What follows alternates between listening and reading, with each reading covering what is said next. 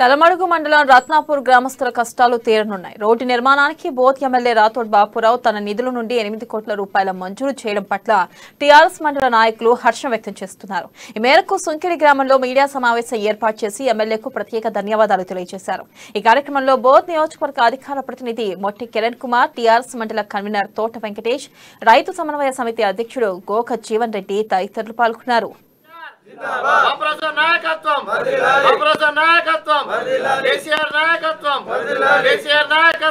Both నియోజకవర్గం అనేది ఒక ఆదివాసీ గిరిజన మారుమూల అభివృద్ధికి దూరంగా ఉన్నటువంటి నియోజకవర్గం.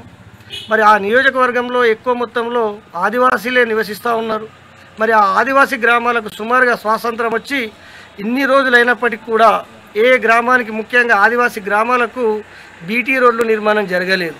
గత నెల గౌరవ ముఖ్యమంత్రి కేసీఆర్ గారిని కలిసి, అంతేకాకుండా పార్టీ వర్కింగ్ ప్రెసిడెంట్ కేటీఆర్ గారిని, మరియు గిరిజన సంక్షేమ శాఖ మంత్రులు సత్యవతి రాథోడ్ గారిని, మరియు జిల్లా మినిస్టర్ ఐకేరెడ్డి సార్ గారిని కలిసి మరి మా బోత్ నియోజకవర్గం చాలా ఆదివాసీ గ్రామాలు ఉన్నాయి సార్, వాటికి ఇప్పటి వరకు కూడా రోడ్లు, కనీసం బీటీ రోడ్ సౌకర్యం లేదని విన్నవించడంతో మరి ఈరోజు జియో నంబర్ 170 ప్రకారం బోత్ నియోజకవర్గానికి 40 రోడ్లు మంజూరు కావడం అనేది జరిగింది.